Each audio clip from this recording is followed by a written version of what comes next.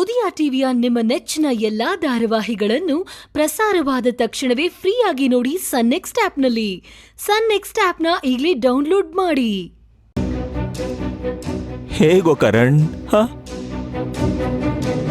ವಿಷಯ ಗೊತ್ತಾದ್ಮೇಲೂ ಏನು ಹಾಗೆ ಇಲ್ಲ ಅನ್ನೋ ಥರ ಕೂತಿದ್ಯಲ್ಲೋ ನೀನು. ಲೋ, ಇದ್ರಲ್ಲಿ ನಾನ್ ಏನೋ ಮಾಡಕ್ಕಾಗತ್ತೆ ನೋಡು. ನಾನೇನಾದ್ರೂ ತಪ್ಪು ಮಾಡಿ ಅದರಿಂದ ಸುಂದ್ರಿಗೆ ನೋವಾಗಿದ್ದಿದ್ರೆ ನೀನ್ ನನ್ನ ಮೇಲೆ ಕೋಪ ಮಾಡ್ಕೊಳ್ಳೋದು ಸಹಜ. ಬಟ್ ಇವಾಗ ಈ ಡಾಕ್ಟರ್ಸ್ ಕೊಟ್ಟಿರೋ ರಿಪೋರ್ಟ್ ಕಣೋ, ಇದ್ರಲ್ಲಿ ನನ್ ತಪ್ಪೇನಿದೆ? ನೀನೇನಕ್ಕೆ ನನ್ನ ಮೇಲೆ ಕೋಪ ಮಾಡ್ಕೋತಿದ್ಯಾ? ಇಲ್ಲಪ್ಪ, ನನಗೆ ನಿನ್ನ ಮೇಲೆ ಕೋಪ ಇಲ್ಲ. ಆದ್ರೆ ಇಷ್ಟು ಸೀರಿಯಸ್ ಮ್ಯಾಟರ್ ಹೇಳಿದ್ರು ಎಷ್ಟು ಈಸಿಯಾಗಿ ತಗೋತಾ ಇದೆಯಲ್ಲೋ ನೀನು, ಇಷ್ಟು ಕ್ಯಾಶುಯಲ್ ಆಗಿದೆಯಲ್ಲ ಅಂತ. ಭೀಮಾ, ನಿಮ್ಮೆಲ್ರ ದೃಷ್ಟಿಲಿ ನಾನ್ ಮತ್ತೆ ಸುಂದ್ರಿ ಗಂಡ ಹೆಂಡ್ತಿನೇ. ಬಟ್ ನನ್ನ ದೃಷ್ಟಿಲಿ ಸುಂದ್ರಿ ನನ್ನ ಮನೇಲಿರೋ ಒಬ್ಳು ಹೆಣ್ಣು ಅಷ್ಟೇ. ಹಾ, ಈ ರಿಪೋರ್ಟ್ಸ್ ನೋಡಿ ನನಗೆ ನಿಜವಾಗ್ಲೂ ತುಂಬಾ ಬೇಜಾರಾಯ್ತು. ಬಟ್ ನಾನು ನಿನಗೆ ಡಿಪ್ರೆಷನ್ಗೆ ಹೋಗ್ಬೇಕು ಕಣೋ. ಹೇ, ನೀನ್ ಮನುಷ್ಯನೇ ಅಲ್ಲ ಕಣೋ. ಭೀಮಾ, ವಿಷಯ ಸೀರಿಯಸ್ ಬಟ್ ಬಿ ಪ್ರಾಕ್ಟಿಕಲ್. ನೀನ್ ಇದನ್ನ ಡೈಜೆಸ್ಟ್ ಮಾಡ್ಕೊಳ್ಳೇಬೇಕು. ಇಲ್ಲ, ನನ್ನ ಕೈಯಲ್ಲಿ ಆಗಲ್ಲ. ಲೋ, ನೀನ್ ಇದನ್ನ ಪ್ರಾಬ್ಲಮ್ ಅಂತೀಯ, ಬಟ್ ಇದಕ್ಕಿಂತ ದೊಡ್ಡದು ಇನ್ನೊಂದು ಪ್ರಾಬ್ಲಮ್ ಇದೆ. ಇದನ್ನೆಲ್ಲ ಮನೆಯವ್ರಿಗೆ ಹೇಗೆ ಹೇಳೋದು? ಬ್ರದರ್, ಅವ್ರು ಹೇಗೋ ತಡ್ಕೋತಾರೆ? ನಾಳೆ ಅವ್ರ ಅಪ್ಪ ಅಮ್ಮ, ನಿಮ್ಮ ಅಪ್ಪ ಅಮ್ಮಂಗೆ ವಿಷಯ ಗೊತ್ತಾದ್ರೆ ಅದನ್ನ ಅವರೆಲ್ಲ ಹೇಗೋ ತಡ್ಕೋತಾರೆ ಬ್ರದರ್.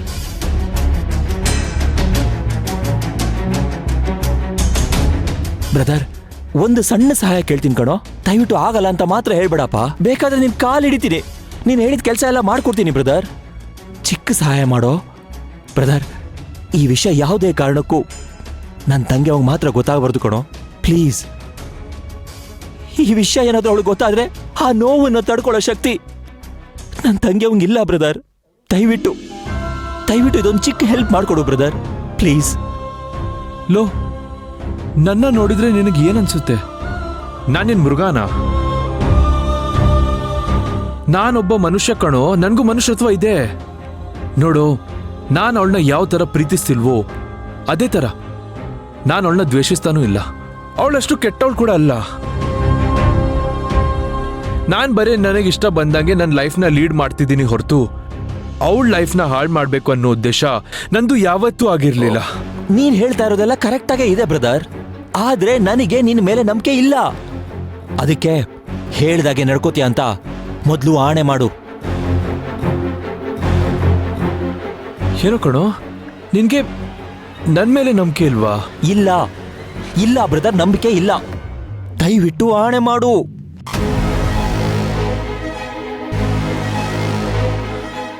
ಐ ಪ್ರಾಮಿಸ್ ಭೀಮಾ, ನಾನು ಈ ಮಾತನ್ನ ಸುಂದ್ರಿಗೆ ಹೇಳಲ್ಲ.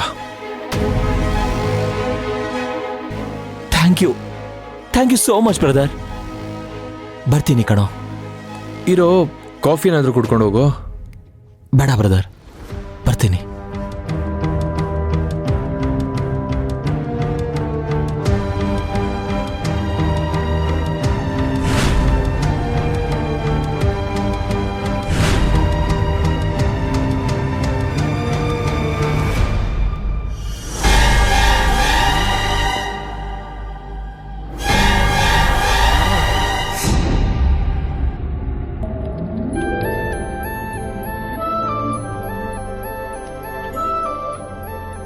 ರಶ್ಮಾ, ಕರಣ್ ಇದ್ದಕ್ಕಿದ್ದಾಗೆ ದೇವಸ್ಥಾನಕ್ಕೆ ಯಾಕೆ ನಮ್ಮನ್ನು ಬರಕ್ ಹೇಳ್ದ?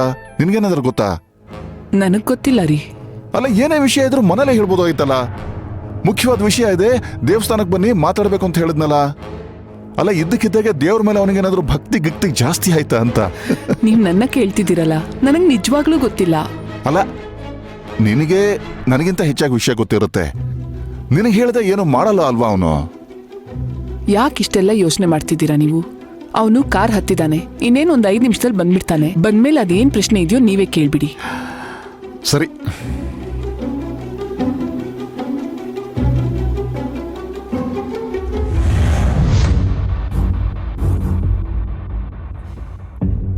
ಅಪ್ಪ, ಏನೋ ಮಾತಾಡ್ಬೇಕು, ದೇವಸ್ಥಾನಕ್ಕೆ ಬನ್ನಿ ಅಂತ ಹೇಳಿದೆ. ಏನು ವಿಷಯ? ಅಪ್ಪ, ಅದು ಹೇಗೆ ಹೇಳಲಿ ಅಂತ ನನಗೆ ಗೊತ್ತಾಗ್ತಿಲ್ಲ. ಪರವಾಗಿಲ್ಲ, ಹೇಳು ಅದೇನು ವಿಷಯ ಅಂತ. ಅದು ಅಪ್ಪ, ನಾನು ನಿಜವಾಗ್ಲೂ ಹೇಗೆ ಹೇಳ್ಬೇಕು ಅಂತ ನನಗೆ ಗೊತ್ತಾಗ್ತಿಲ್ಲ.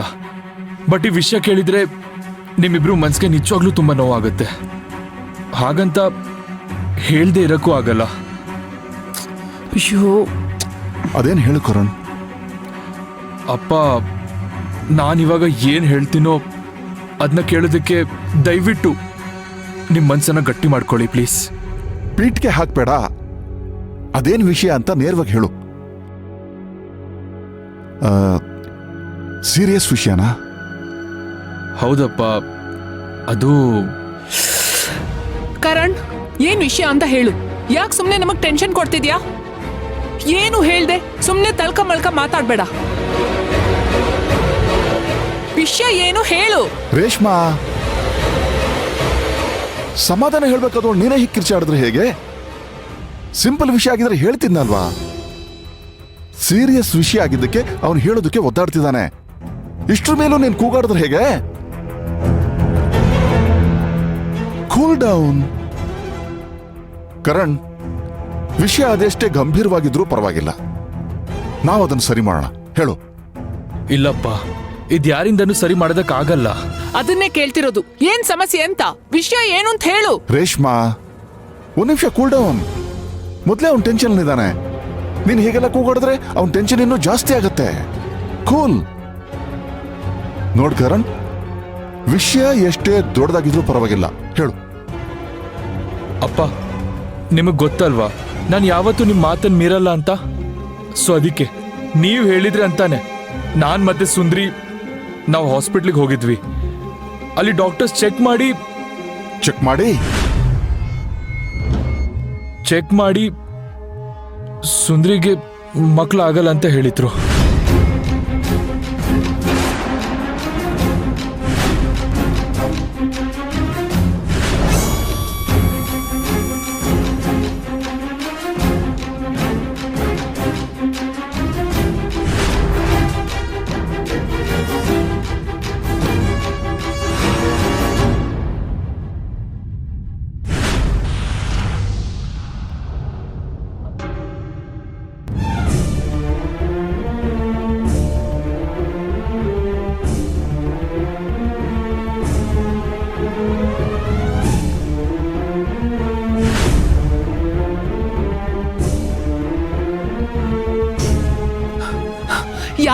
ಯಾಕೆ ಹೀಗ್ ಮಾಡ್ದೆ ಹೇಳು. ಪ್ಲೀಸ್ ಮಾಮ್, ಬರೀ ಸುಂದ್ರಿಗೆ ಮಕ್ಕಳಾಗಲ್ಲ ಅಂದೆ, ಬಟ್ ನಮ್ಮ ವಂಶೋದ್ಧಾರಕ್ಕೆ ನಿಮ್ಮಿ ಹೊಟ್ಟೆಯೊಳಗೆ ಬೆಳೀತಿದೆ. ಮನ್ಸೇ ಇಲ್ವೇನೋ ಅವಳಿಗಿರೋ ನೋವು ಕಷ್ಟ ಸಾಲದು ಅಂತ ಈ ನೋವು ಬೇರೆ ಕೊಡ್ತಿದ್ಯಾ? ಅಯ್ಯೋ ದೇವ್ರೆ, ನಮ್ ಸುಂದ್ರಿಗೆ ಯಾಕಪ್ಪ ಇಷ್ಟು ನೋವು ಕಷ್ಟ ಕೊಡ್ತಿದ್ಯಾ? ಮದ್ವೆ ಆದ್ರು ಸಂಸಾರದ ಸುಖ ಸಿಗದೆ ಗಂಡ ಒಂದ್ ಕಡೆ ಅವಳು ಒಂದ್ ಕಡೆ ಬದುಕಿದ್ರು. ಇಷ್ಟೆಲ್ಲ ಆದ್ರು ಆ ಹುಡುಗಿ ಓದ್ಬೇಕು, IAS ಮಾಡ್ಬೇಕು ಅಂತ ಆಸೆ ಇಟ್ಕೊಂಡು ಕಷ್ಟ ಪಡ್ತಿದ್ದಾಳೆ.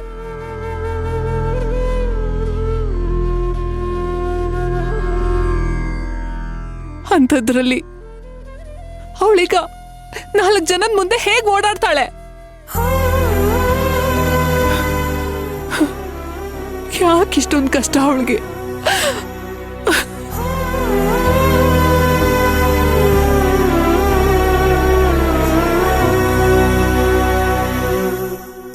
ರೇಷ್ಮಾ, ಯಾಕಿಷ್ಟೊಂದು ಅಳ್ತಾ ಇದೀಯಾ? ಈ ವಿಷಯ ಎಲ್ಲ ಹೇಳಿದ್ದು ಡಾಕ್ಟರು, ದೇವ್ರಲ್ಲ ಅಲ್ವಾ? ನೋಡು, ಏನಾಗುತ್ತೋ ಆಗ್ಲಿ. ಏನಾಗ್ಬೇಕು ಅಂತ ಇರುತ್ತೋ ಅದು ಹಾಗೆ ಆಗುತ್ತೆ. ನೀನ್ ಅಳಕ್ ಹೋಗ್ಬೇಡ. ಅದ್ ಹಾಗಲ್ಲ ರೀ. Reshma please cool down. ಅಳ್ಬೇಡ ನೀನು. ಕಡೆ ಒರ್ಸ್ಕೋ.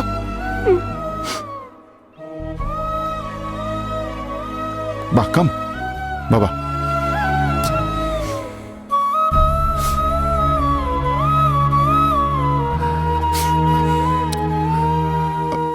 ಕರಣ್, ಈ ವಿಷಯ ಸುಂದ್ರಿಗೆ ಇಲ್ಲಪ್ಪ, ಇನ್ನೂ ಹೇಳಿಲ್ಲ. ನಿಮ್ಗೇನೆ ನಾ ಈ ವಿಚಾರ ಮೊದಲು ಹೇಳ್ತಿರೋದು. ನಿಮ್ಮ ಹತ್ರ ನೀವು ವಿಚಾರ ಹೇಳೋದಕ್ಕೆ ನಾನು ಇಷ್ಟೊಂದು ಒದ್ದಾಡ್ತಿದ್ದೀನಿ. ಇನ್ನು ಸುಂದ್ರಿ ಹತ್ರ ನಾನು ಹೇಗೆ ಹೇಳಿ ಅಪ್ಪ? ಅಪ್ಪ, ನನ್ಗೋಸ್ಕರ ಒಂದು ಹೆಲ್ಪ್ ಮಾಡ್ತೀರಾ? ಹೇಳು ಕರಣ್. ನೀವಿಬ್ರು ನನ್ಗೊಂದು ಪ್ರಾಮಿಸ್ ಮಾಡ್ತೀರಾ? ಏನ್ ಹೇಳ್ಬೇಕು ಅಂತಿದ್ಯಾ ಹೇಳು. ಸುಂದ್ರಿಗೆ ಮಕ್ಕಳಾಗಲ್ಲ ಅನ್ನೋ ವಿಷಯ ದಯವಿಟ್ಟು ಸುಂದ್ರಿಗೆ ಹೇಳ್ಬೇಡಿ ಪ್ಲೀಸ್. ಅವಳು ದುಃಖ ಪಡೋದನ್ನ ನಾನು ನಿಜವಾಗ್ಲೂ ನೋಡೋದಕ್ಕಾಗಲ್ಲ. ನಾನು ಯಾರ ಮನ್ಸಿಗೂ ಯಾವತ್ತೂ ಮೋಸ ಮಾಡಬೇಕು ಅನ್ನೋ ಉದ್ದೇಶ ನನಗಿಲ್ಲ. ಅದೇ ಥರ ನನ್ನ ಮನ್ಸಿಗೂ ಯಾವತ್ತೂ ಮೋಸ ಆಗ್ಬಾರ್ದು. ಅದಕ್ಕೆ ನಾನು ಸುಂದರಿಂದ ದೂರ ಇರ್ಬೋದು. ಅಂದ್ರೆ ಕೆಲ್ಸ ಕಾರ್ಯ ಅಂತ ಅವಳಿಗೆ ಕೆಟ್ಟದಾಗ್ಲಿ ಅಂತ ನಾನು ಯಾವತ್ತೂ ಯೋಚನೆ ಮಾಡಿಲ್ಲಪ್ಪ.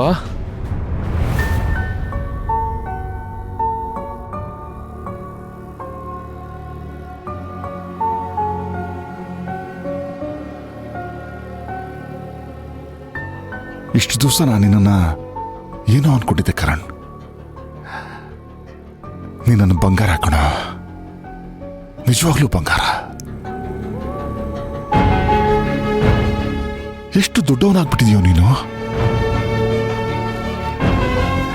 ರೇಷ್ಮಾ, ನೀನು ಯಾವಾಗಲೂ ಹೇಳ್ತಾ ಇರ್ತಿದ್ಯಲ್ಲ, ಒಂದಲ್ಲ ಒಂದು ದಿವಸ ನಮ್ಮ ಕರಣ್ ದೊಡ್ಡವನಾಗ್ತಾನೆ, ನೀವು ನೋಡೇ ನೋಡ್ತೀರಾ ಅಂತ. ಇವತ್ತು ನನ್ನ ಮಗ ನನ್ನ ಕಣ್ಮುಂದೆ ತುಂಬಾ ಎತ್ತರಕ್ಕೆ ಬೆಳೆದ್ಬಿಟ್ಟಿದ್ದಾನೆ. I am proud of you. Thanks ಅಪ್ಪ.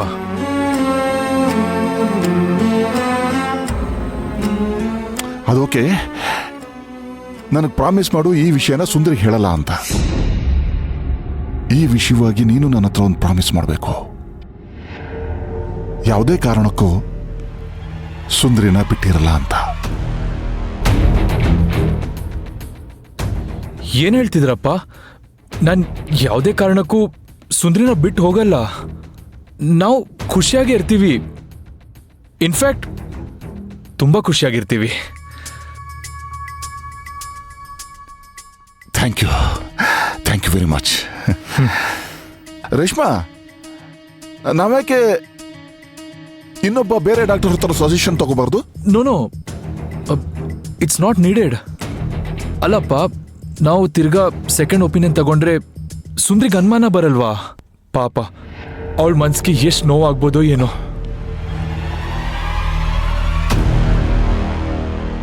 ಓ, ಅದು ನಿಜಾನೇ. ಅಲ್ಲಪ್ಪ, ನಾನು ಇದ್ರ ಬಗ್ಗೆ ಯೋಚನೆ ಮಾಡ್ತಿಲ್ಲ. ನೀವ್ಯಾಕೆ ಸುಮ್ಮನೆ ಇಷ್ಟೊಂದು ಕೊರಗ್ತಿದ್ದೀರಾ?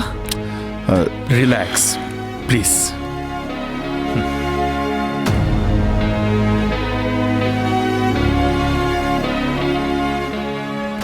ಹೋಗೋಣ ನಡಿ. ಬಾ.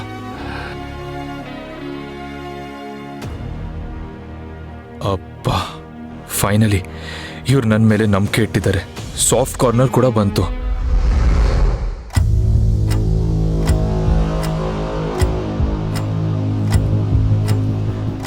ಇವ್ರು ಯಾರು? ಏನ್ ನಡೀತಾ ಇದೆ ಇಲ್ಲಿ? ಅವರೇನೋ ಸುಂದರಿಗೆ ಅತ್ತೆ ಮಾವ ಇರಬಹುದು, ಇವನ್ ಸುಂದರಿಗೆ ಅಣ್ಣನ? ಇಲ್ಲ, ಅವನ ಜೊತೆ ಮಾತಾಡಿದ್ರೆ ಎಲ್ಲ ಅರ್ಥ ಆಗತ್ತೆ. ಮಾತಾಡ್ತೀನಿ. ಹಲೋ, ಹೇಳು ಸರೋಜಮ್ಮ. ಹೋಗಿದ್ ಕೆಲ್ಸ ಏನಾಯ್ತು? ಅಮ್ಮ, ನಾನ್ ಮಂಗ್ಳೂರಲ್ಲೇ ಇದ್ದೀನಿ. ಆ ಹುಡುಗಿ ಬಗ್ಗೆ ವಿಚಾರಿಸ್ದೆ. ಆ ಹುಡುಗಿ ಹೆಸರು ರೂಪಾ ಅಂತ. ಅವಳು ಅಡ್ವರ್ಟೈಸ್ಮೆಂಟ್ ಮಾಡೆಲ್ ಅಂತೆ. ಅವಳಿಗೂ ಕರಣ್ ಯಜಮಾನ್ರಿಗೂ ಯಾವ ಸಂಬಂಧನೂ ಇಲ್ವಂತೆ ಅಮ್ಮ. ಓಕೆ, ಸರಿಯಾಗಿ ವಿಚಾರಿಸಿ ಹೇಳ್ತಾ ಇದೀಯಾ? ಹೌದಮ್ಮ, ನಾನು ಆ ಹುಡುಗಿನೇ ಡೈರೆಕ್ಟಾಗಿ ಮಾತಾಡಿಸಿ ವಿಚಾರ ತಿಳ್ಕೊಂಡೆ. ಅಮ್ಮ, ಆದ್ರೆ ಆ ಹುಡುಗಿ ಇನ್ನೊಂದು ಮುಖ್ಯವಾದ ವಿಷಯ ಹೇಳಿದ್ಲು. ಏನದು? ಅಮ್ಮ, ಯಾವ್ದೋ ಒಂದು ಹಳ್ಳಿ ಹುಡುಗಿ ಅಂತೆ, ಕಪ್ಪಗಿರ್ತಾಳಂತೆ. ಅವಳ ಜೊತೆ ಕರಣ್ ಯಜಮಾನ್ರಿಗೆ ಮದ್ವೆ ಆಗಿದೆ ಅಂತ ಹೇಳಿದ್ಲು.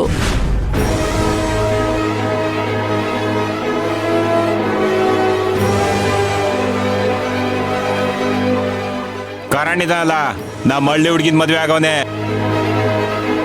ನಮ್ಮ ಹಳ್ಳಿ ಅಳಿಯ ಅವನು ಕಾರ್ಯಲೇ. ನನಗೆ ಅನುಮಾನ ಮೊದಲೇ ಇತ್ತು. ಮೈ ಗಾಡ್, ಏನ್ ಮಾಡ್ಲಿ ಇವಾಗ?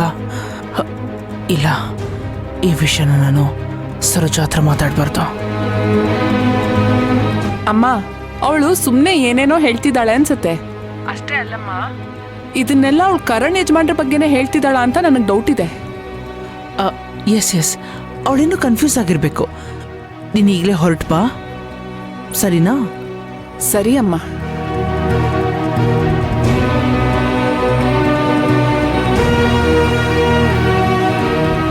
ಇದನ್ನೇ ಸುಂದ್ರಿನೂ ಹೇಳಿದ್ಲು, ಕರಣ್ ಮಧ್ಯದಲ್ಲೇ ಮದ್ವೆ ನಿಲ್ಸ್ ಬಂದಿದ್ದಾನೆ ಅಂತ. ಆದ್ರೆ ಈ ಮಾಡೆಲ್ ಹೇಳ್ತಾ ಇರೋದು ನೋಡಿದ್ರೆ ಕರಣ್ಗೆ ಆಲ್ರೆಡಿ ಮದ್ವೆ ಆಗಿದೆ. ಸುಂದ್ರಿನೇ ಏನೋ ಕರೆಕ್ಟಾಗಿ ತಿಳ್ಕೊಂಡಿಲ್ಲ ಅನ್ಸುತ್ತೆ. ಇದನ್ನ ನಾನು ಕರೆಕ್ಟಾಗಿ ಏನು ಅಂತ ತಿಳ್ಕೊಂಡ್ರೆ ಈ ಪ್ರಾಬ್ಲಮ್ ಸಾಲ್ವ್ ಆಗುತ್ತೆ.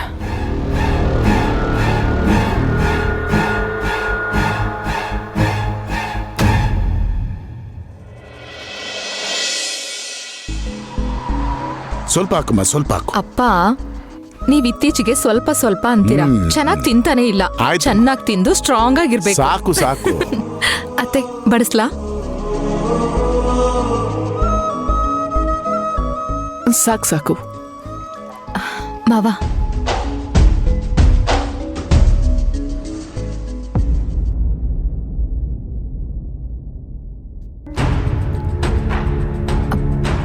ಮಾವ,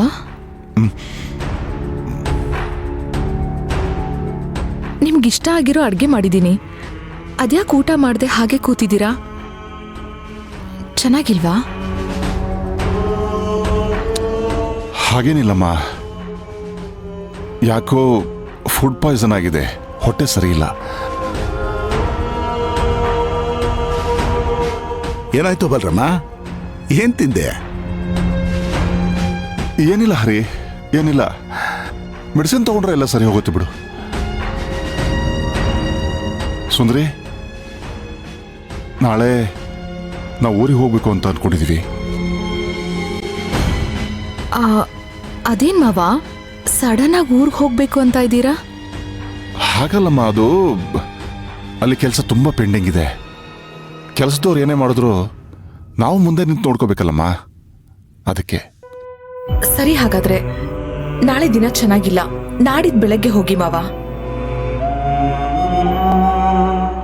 ಏನ್ ಸುಂದ್ರಿ, ಈಗೇನೋ ದೊಡ್ಡದಾಗಿ ಆ ದಿನ ಚೆನ್ನಾಗಿಲ್ಲ ಈ ದಿನ ಚೆನ್ನಾಗಿಲ್ಲ ಅಂತೀಯ. ಆದ್ರೆ ಬಾವ ಬಂದಾಗ ಮಾತ್ರ ಏನು ಹೇಳೋದೇ ಇಲ್ಲ, ಆಗ ನಮ್ ಕಡೆ ನೋಡೋದು ಇಲ್ಲ.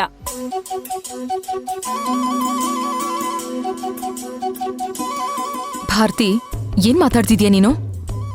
ನಾನ್ ಏನ್ ಮಾತಾಡ್ತಿದೀನಿ ಅಂತ ನಿನ್ಗೂ ಚೆನ್ನಾಗ್ ಗೊತ್ತು. ನಿನ್ನ ಬಾವನ್ ಮಧ್ಯೆ ಬೇಜಾನ್ ಲವ್ ಇದೆ, ಆದ್ರೆ ಇಬ್ರು ತೋರ್ಸ್ಕೊಳಲ್ಲ ಒಂದೇ ತರ. ಅಂಕಲ್, ನಾನ್ ಕರೆಕ್ಟ್ ಆಗಿ ಹೇಳದ್ನಲ್ವಾ?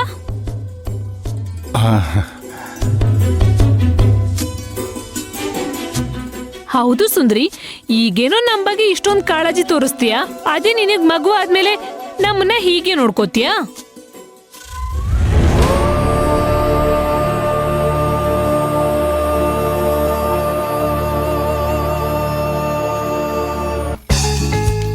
ಬೇಡ ಭಾರತಿ, ಸುಮ್ನೆ ನನ್ ಜೊತೆ ಜಗಳ ಆಡ್ಬೇಡ. ಬಾಯಿ ಮುಚ್ಕೊಂಡು ಊಟ ಮಾಡು. ಬಾಯಿ ಮುಚ್ಕೊಂಡು ಹೇಗೆ ಊಟ ಮಾಡೋದು? ಬಾಯಿ ತಕ್ಕೊಂಡೆ ತಾನೇ ಊಟ ಮಾಡೋದು. ಆಯ್ತೆ ಮಾರಾಯ್ತಿ, ಅನ್ನನೇ ತಿನ್ನು, ನನ್ ತಲೆ ಅಲ್ಲ. ಅದೇ ಮತ್ತೆ, ಬಾಯಿ ತಕೊಂಡ್ರೆ ನಂಗೆ ಮಾತಾಡ್ಲೇಬೇಕು. ಬಾಯಿದೆ ಅಂದ್ಬಿಟ್ಟು ಏನೇನೋ ಮಾತಾಡೋದಲ್ಲ. ನನ್ ಬಾಯಿ ನನ್ ಇಷ್ಟ, ನನ್ ಏನ್ ಬೇಕಾದ್ರೂ ಮಾತಾಡ್ತೀನಿ. ಆದ್ರೆ ನೀನ್ ಮಾತಾಡೋದನ್ನ ನನ್ ಕಿವಿನೇ ತಾನೇ ಕೇಳಿಸ್ಕೊಳ್ಳೋದು. ಕೇಳಿಸ್ಕೊಂಡ್ರೆ ಕೇಳಿಸ್ಕೊ, ಬಿಟ್ರೆ ಬಿಡು, ಆದ್ರೆ ನಾನ್ ಮಾತಾಡ್ತೀನಿ. ಸರಿ, ಅದೇನು ಅಂತ ಹೇಳು. ಹೌದು, ಇಷ್ಟು ದಿನ ಅಪ್ಪ ಅಮ್ಮ ಅತ್ತೆ ಮಾವ ಭಾರತಿ ಅಂತ ನಮ್ ಜೊತೆ ಇದ್ದೆ. ಬಾವ ಬಂದ್ಮೇಲೆ ಅವ್ರ ಜೊತೆ ಹೋದೆ. ಅದೇನೋ ಅವ್ರ ಮೇಲಿರೋ ಪ್ರೀತಿ ಅಂತ ಅನ್ಕೊಳ್ಳೋಣ. ನಿನಗ್ ಮಗು ಆದ್ಮೇಲೆ, ನಿಂದೇ ಆದಂತ ಸಂಸಾರ ಅಂತ ಶುರು ಆದ್ಮೇಲೆ ಮಗು ಲೋಕದಲ್ಲೇ ಇರ್ತೀಯ ಅಲ್ವಾ, ನಮ್ಮನ್ನ ಮರ್ತ್ ಬಿಡ್ತೀಯ ಅಂತ ಅಂದೆ. ಭಾರತಿ,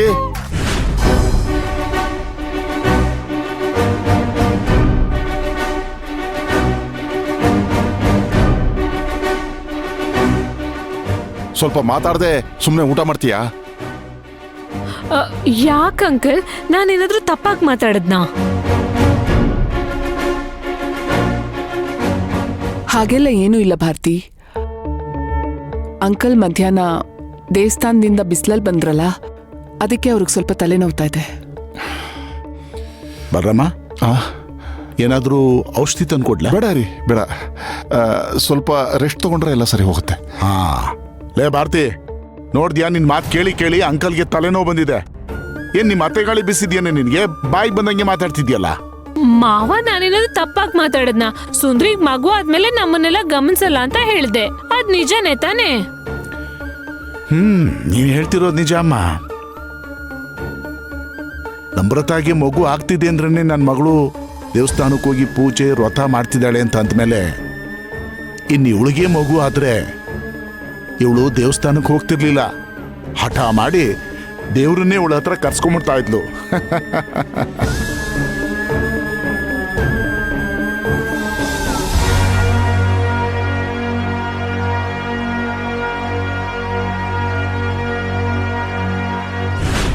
ಸುಂದ್ರಿಗೆ ಮಕ್ಳು ಆಗಲ್ಲ ಅಂತ ಹೇಳಿದ್ರು.